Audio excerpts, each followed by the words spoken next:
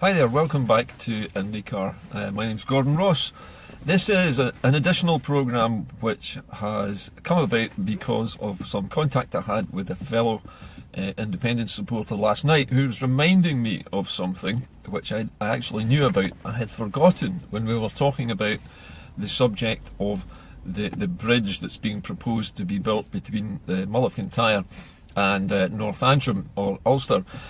This idea, I don't know where it came from, but it's been put in the British press recently that it's perfectly feasible for Scotland and Northern Ireland to be linked by a bridge across the north part of the Irish Sea. And it all sounds wonderful in theory until you realise that the bridge would have to be 10 miles long, a couple of 100 feet high at least, to clear the wave tops and to make sure that ships could pass underneath it. But as well as the fantastic costs and the gigantic engineering challenges involved in building something as monstrously huge as that, there is one other problem which has been completely forgotten about, which I had forgotten about as well, which is the fact that just off the west coast of the Mull of Kintyre there is an area called Beaufort's Dyke. Now Beaufort's Dyke is a natural rock formation on the seabed which has produced a kind of natural gully along the seabed, a kind of trench. And into that trench, since World War I, in fact, the British military have been dumping their out-of-date ammunition, their rockets, their missiles, their shells, their bullets, their bombs, just about everything that can explode that's past its sell-by date that they can no longer keep because it's too unstable, was simply tipped over the side of military vessels into Beaufort's Dyke, in line with the great British habit of using Scotland as a massive dump for all their toxic, unpleasant, poisonous crap. Now because of that, Beaufort's Dyke lies right in the path of where the bridge would need to be built.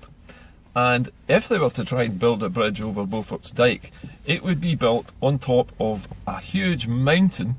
of tons and tons of TNT, cordite and dynamite and all sorts of unpleasant nastiness which is lying on the seabed, completely untreated and unprotected, dumped there by a Ministry of Defence that really couldn't care less whether Scottish people were blown up or not, as long as it was far away from London as possible. And it also would create a problem for, guess what? Yes, you guessed it, it would create a problem for the Trident submarines, because the Trident submarines go round the Mull of Kintyre, up through the North Irish Channel and out into the open Atlantic. And because of that, they have to pass by quite close to the Beaufort's Dyke area, where there are fantastically strong tides, and if you built a bridge there, that would be another obstruction for the submarines to hit or get tangled up in or to try and avoid,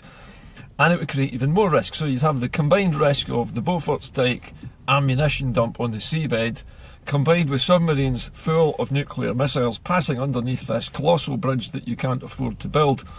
The more you add these facts up, the more you begin to realise this is a total fairy tale. That there is absolutely no way on the planet that the British government would spend hundreds of millions of pounds building a colossal bridge across a piece of sea which is notoriously rough,